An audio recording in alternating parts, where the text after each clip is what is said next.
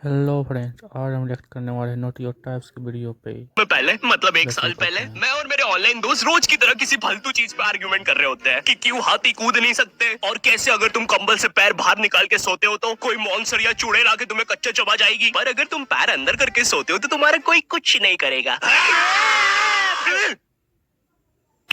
फिर पैर अंदर कर लिया। तू तू अगली बार मिल, बताता हूँ तुझे। चैन से सोएगा ना अब तू। ले, तेरा लाइट ऑन कर दिया, अब ठंड में बिस्तर से उठना पड़ेगा। ले, तेरा पंखा भी ऑन कर दिया अब तो ऐसी आपको किसी वीडियो बात अच्छा पे लगेगा आर्ग्यूमेंट तो चल रहा होता है तो लाइक उसी और बीच न जाने सब्सक्राइब मेरे जरूर दिमाग में क्या करिएगा। आता है और मैं बोलता हूँ, तुम लोग अच्छे लोग हो, हमें मिलना चाहिए। ये सुन के भैया सन्नाटा मच गया। हाँ, क्या बोला तूने? आयु, तुझे पता है ना ऑनलाइन दोस्त कभी मिल नहीं सकते। इनफैक्ट ऑनलाइन दोस्त जैसी तो कोई चीज ही नहीं होती, हम सब तो रोबोट है। आयु, तू हमारा दोस्त हो ही नहीं सकता, हम जा रहे हैं। फिर उन लोगों ने एक दूसरे के गले में हाथ डाला और न जाने क्यों गुस्से में डोरेमोन का थीम सॉन्ग गाने लग गए, वो भी तमिल में।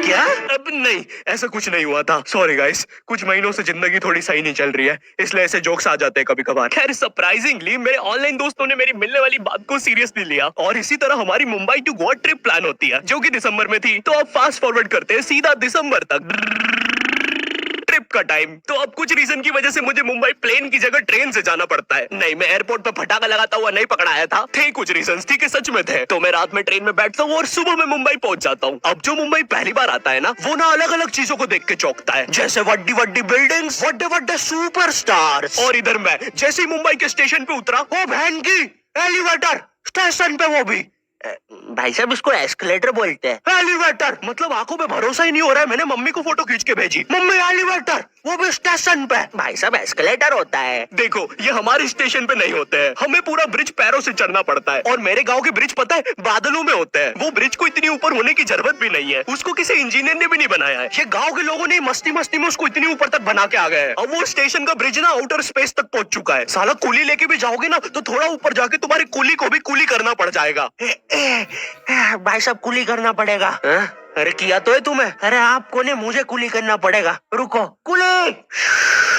हाँ जी भैया, इन्हें ऊपर तक छोड़िया हो यार। अरे पागल हो क्या मियाँ, ऊपर तक जाना है तो स्पेस सूट किधर है तुम्हारा? और ऑक्सीजन सिलेंडर लेके आए कि नहीं? ऊपर ऑक्सीजन बहुत कम है, हम लोग क्या बहुत ऊपर खड़े हैं मियाँ। देखो यहाँ से वो माउंट एवरेस्ट भी दिखता है। देखो आज की रात तो हमें ये सीढ़ियों पे ही सो के गुजारनी पड़ेगी, ऊपर पता नहीं कहाँ के खूंखार जानवर घूमते हैं। और सबसे जरूरी बात, हम लोगों के बीच में मैं सोऊंगा। मुझे मुंबई से अपने स्टेशन जाने में 10 घंटे लगते हैं और फिर अपने ही शहर के स्टेशन से घर जाने में 6.25 महीने। अब तुम बोलोगे नॉट योर टाइप, तो बहुत ही विलेज पीपल है। हाँ तो ठीक है, हूँ मैं, नहीं होते हमारे यहाँ पे एक्सलरेशन। भाई उसको एस्केलेटर। वीडियो को आगे बढ़ाते हैं। मुंबई जाने से पहले मुझे ऐसा लगा, अगर आप चाहते हैं ऐसा वीडियो में बार बार आनूँ तो कमेंट करके जरूर बताइएगा।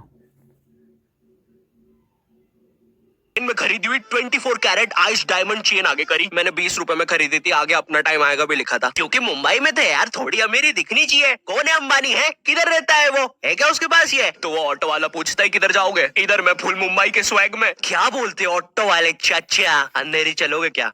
चलो ना, मचाते ना अंधेरी में चल के। अंधेरी में तुम उजाला लेके आओ। ऑटो में क्यों बैठे हो? लैम्बोर्गिनी लाओ। ये अंधेरी में तुम आओ। अरे भाग भाग जल्दी भाग। मादर है, कड़कती धूप में मुजरा दिखा रहे मेरे को। अभी भी ज्यादा दूर नहीं गए, ऑटो से चीप सकता हूँ। हम लोग हमारे मुंबई के अपार्टमेंट आ जाते हैं, वहाँ पर थोड़ा सा रेस्ट करते हैं, क्योंकि स्टेशन से अपार्टमेंट तक तो हम भगते भगते आए थे। वो ऑटो वाला पीछे पड़ा था ना। क्यों पीछे पड़े हो हमारे? जाओ ना। नहीं, मजाक कर रहा हूँ। 700 रुपए की टैक्सी करनी पड़ी थी अपार्टमेंट तक। 700 रुपए की। 700 रुपए पता भी है कितने होते हैं? 700 रुपए में पता है तुम मुंबई में क्या क्या कर सकते हो? तुम कर सकते हो 700 रुपए में तुम 700 रुपए में वापस उसी टैक्सी में बैठ के स्टेशन जा सकते हो। भाई साहब मैंने 750 कर लिया है रेट। कितनी महंगी है मुंबई। तो अब मैं और मेरा दोस्त डेस्क, हम लोग हमारे बाकी दो दोस्त से पहले आ गए थे, तो अब हमारे पास कुछ करने के लिए नहीं था। तभी मुझे मेरी एक फीमेल फ्रेंड ने मॉल में मिलने बुला लिया, तो हम लोग जाते हैं मिलने, वापस 700 लगा के।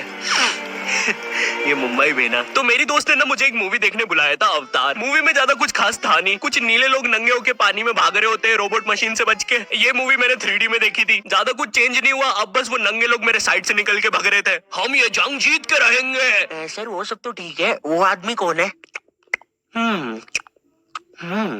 अरे वो हमारी मूवी देख रहा है 3D में। उसे तो मजा ही आ जाएगा जब हम सब नंगे होकर उसके सामने से भागेंगे। मेरी बात सुनो सब लोग, हम लोग उसके बहुत पास से भागेंगे लेकिन उसे टच नहीं करेंगे। जिमी मैंने तो अपने हाथ भी गीले कर लिए सुसु से। जैसे ही मैं नंगा होकर उसके पास से भागूंगा अपने हाथ उस पर लपलपा दूंगा। चीटों से उसे लगेगा मूवी और रियल है। मेरी जिस फ्रेंड ने मुझे मॉल में बुलाया था उस दिन उसका बर्थडे था और मैं इधर बेशरम बेहया खाली हाथ गया था, बिल्कुल उस लेंडू बच्चे की तरह जो बर्थडे पार्टी में खाली हाथ आ जाता है। फ्री का नमकीन और केक दे दो बस उसे। तो ये बच्चा इधर में था। चीजें अभी इधर खत्म नहीं हुई हैं। उस बंदी ने फिर मुझे गिफ्ट दे दिया। चीजें अब सीरियस हो गई है। दुनिया का सबसे बड़ा क्राइम इधर, ठीक है इधर है, और फिर आता है किसी के बर्थडे पे उनसे ही गिफ्ट ले लेना इधर। पहले तो मुझे समझ में नहीं आया कि ये बंदी मुझे टॉन्ट मार रही है कि सच में गिफ्ट दे रही है। मुझे उस समय इतनी ज्यादा शर्म की अनुभूति और आभास हो रहा था, मेरा मन कर रहा था उठ के भाग जाऊं वहां से।